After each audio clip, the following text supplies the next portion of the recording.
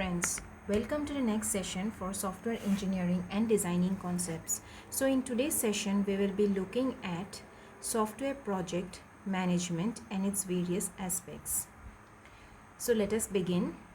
Software project management is an important aspect of software development life cycle because we have to understand that although there are several projects that are generated or that are given to the developers, most of those software projects fail due to faulty project management practices. It is important for us to learn the different aspects of software project management in order to enable the various developers and the engineers who are working for the project to develop an effective and well managed software within the given service level agreement time. Whenever we are talking about software project management or the management as a whole, we have to understand that this role is primarily played by one of the important person of the entire project who is involved in the entire project, and that person is known as the project manager. So a project manager will be the primary person who will basically be involved in the entire management technique or in the entire software project management along with the other associated members. The goal of the software project management is to enable a group of engineers to work efficiently towards the successful completion of a software project. Now, talking about this important person who will actually be looking after the software project management, that is the project manager. So, the responsibilities of these project managers lies in various aspects related to the project, starting from project proposal writing to cost estimation, scheduling, project staffing, monitoring and control, software configuration management, risks management, and managerial report writing and presentations, etc. So these all form the key responsibilities or key functions related to a project manager. Now, it can be broadly classified, all these categories of responsibilities can be broadly classified into two different classes. One is the project planning state, the other is the project monitoring and control activities. We have to understand that project planning always precedes the project monitoring and control. So once the project planning is over, we can immediately start off with the project monitoring and control activities. Now, talking about project planning, we have to first understand that we are going to plan only that particular project which is found to be feasible and realizable within the definite amount of time. So talking about feasibility study, we have to talk it out and sit in conversation or a clear communication with the clients in order to understand the feasibility of the project. After analyzing and understanding that the project is feasible enough, we can go ahead with the project planning activities. So the first planning activity, which almost all projects follow, is the estimation. Estimation will be related to the various effort in terms of manpower, cost in terms of different size of the project. It might be lines of code or kilolines of code or different types of metrics that might be used. Resources, which might include the hardware and software resources, and project duration, which primarily includes the time. So all this will be estimated. Talking about estimation, we have to make a rough draft of the entire process before we can actually go ahead with the actual implementation, and definitely this draft is always changeable at any point of time. However, we have to understand that this change should be a minor one, otherwise it might lead to project failure as well. Then we have project scheduling. So project scheduling basically is a representation or calculation based on different types of techniques which are available. For example, the Gantt charts, PERT chart, etc. So all this will be a part of the project scheduling, where we will be showing how much activities or how many activities are being carried out at what amount of time. The third important project planning activity is the staff organization, where we will be involving the staffing plans. Staffing essentially means what is the team structure.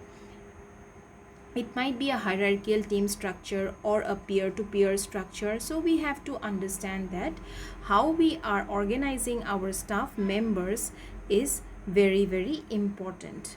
The next is risk handling, where we will be talking about identification, analysis, and abatement procedures or mitigation strategies in order to remove the various types of risks that might be there or that might pose as a threat to the entire system. The fifth one basically is the miscellaneous plans, where we will be talking about, or where it involves quality assurance plans, configuration management plans, etc. So these are some of the planning activities which the managers have to strictly adhere to before actual implementation can go ahead. If we are not sure about all these 5 points, we are also not sure about the delivery of the entire project. Now, these are some of the project planning activities which requires utmost care and attention. So whatever we are committing to our clients, we have to understand that the commitments are realistic in nature and they are not unrealistic time, and the resource estimates would be resulting in quick delivery or within the time delivery, satisfaction of the customers, and it should have a positive effect on the team morale, or it should have a good quality of work developed, and it should lead to the project success. So we have to understand that utmost care and attention needs to be taken care of whenever we are giving our client or committing to our client, and this commitment should be highly realistic in nature. Otherwise, there might be consequences like these 5 points that are listed here. Delays might be there, dissatisfaction, a negative impact might also be there, and there would be poor quality of work as well as failure of the project. Now we will talk about sliding window planning. Now all of the plannings, whatever the project managers would be doing, as already said and discussed, they are changeable over time. So this changeable, however, it is not so that we have committed to our client about something and we go ahead and change it. That is not changeable. That is not what I mean, or what we mean by changeability. Changeability essentially means involvement of a project planning stage over several stages. So initially it will not be just in one stage, it will have several stages for the planning. So it protects the manager from making big commitments too early, and they can make necessary changes if they need. For information, more information becomes available as the project progresses, and it facilitates accurate planning. It is something like a window which could be slided or which could be pushed back and forth whenever it is necessary or whenever it is required. So within a definite amount of time we will be delivering the project, but regarding the other aspects, yes, it will be changeable but over several stages. So next we will be talking about the SPMP document. So after the planning is complete, we have to document the plans in a software project management plan, which is known as SPMP document. This SPMP document will have different sections which needs to be filled up in order to formulate the entire document. It involves introduction, project estimates, resource plans, schedules, risk management plan, project tracking and control plan, and miscellaneous plan.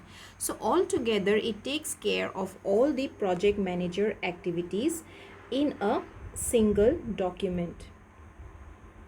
So the manager can easily document whatever his responsibilities are there based on the different sections. Like for example, in introduction part, we can include objectives, major functions, performance issues, management and technical constraints. Similarly, in project estimates, we can include historical data, estimation techniques used, effort, cost and project duration estimates. Project resource plans includes people, hardware, software, special resources if required, and schedules will be including work breakdown structure, task network, Gantt chart representations, per chart representations, etc. Risk management plan will include risk analysis, risk identification, risk estimation, abatement procedures, etc. Project tracking and control plan, which will definitely include the periodical monitoring or periodical reports that are generated after a particular project is tracked down, and the miscellaneous plans, which involves process tailoring and quality assurance. So in a nutshell, SPMP document provides a complete guidance to the managers as well as to the subsequent or successive managers to look at the project from the development as well as maintenance perspective. So now we will be talking about one very important aspect of project planning, which is known as software cost estimation. So how much does it will cost in order to develop the project? So first of all, it involves three steps. We have to calculate the size of the project. The second one will be, from the size estimate we have to determine the effort required. Effort essentially means the number of people or number of persons which are involved in that particular project development. And the third one would be, from the effort estimate we can easily determine the project duration and the cost. At what rate will the software be developed? So software cost estimation includes cost related to all the aspects like size estimation, effort estimation, cost estimation, staffing estimation, duration estimation, and scheduling estimation. So all of them will be incorporating some of the cost which will finally be building up to the final cost of the entire project. So this graph basically shows the different aspects of cost estimation and where we can include various techniques. So software cost estimation approaches involves three major techniques. First one is the empirical technique, where we will be making an educated guess. So there is no such methodology or mathematical formula involved in empirical techniques. It is entirely based on the experience of development. The next one is the heuristic technique, and this is based on assumptions that the characteristics to be estimated can be expressed in some terms of some mathematical expressions. So from here, heuristic techniques, we can use some of the already existing mathematical models involved for software cost estimation approaches. A very common one can be a COCOMO model. The third part is the analytical techniques, and these are derived, or the required results are derived starting from certain simple assumptions. So here also we will be using simple assumptions. However, mathematical expressions are not used. It also uses some part of empirical techniques as well as heuristic techniques in order to arrive at a result. So now, talking about the size estimation, the first step was size estimation, as we saw here. How do we estimate the size of this? How do we estimate the size of this project? So size of this project basically deals with the lines of code. So lines of code always needs to be converted into kilo lines of code when we go for actual computations. So lines of code is the simplest and most widely used matrix, and we have to remember that comments and blank lines should not be counted. So there is no place for such codes which are commented, and there should be no calculations done for the blank lines as well for software size estimations. We always have to remember that these lines of code needs to be converted into kilo lines of code, but lines of code simply does not suffice for size estimation because of several disadvantages. The first disadvantage can be the size can vary with the coding style. Some coders can write the program in limited lines. Some of them needs an elaborate explanation or elaborate coding style. They follow elaborate coding style, whereas some coders focuses on the coding activity alone. Some of them also elaborates or focuses on the representation style. It also correlates poorly with quality and efficiency of the code, because some of the codes, even they are shorter, they are more efficient, and some of the codes which are longer, they might not be more efficient. So longer codes will, or bigger codes will be incurring more cost, however the efficiency will not be much, and it penalizes higher level programming languages, code reuse, etc. So whenever we are using certain packages, again the cost would go down. However, this should not have been the purpose. Then measures lexical and textual complexity only, so it does not analyzes any type of logical or analytical complexity. It will only measure the lexical and textual complexity.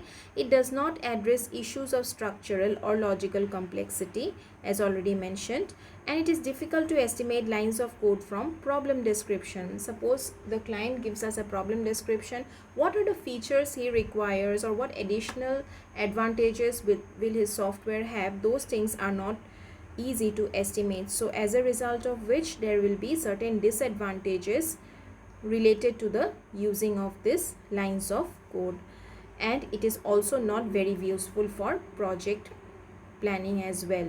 So these are some of the disadvantages of lines of code, and in order to mitigate these disadvantages, we use different types of metrics. They are known as function point metrics or feature point metrics, in order to curb the disadvantages of this lines of code. So this we will be discussing at the subsequent sessions. So that is all for this class. Thank you.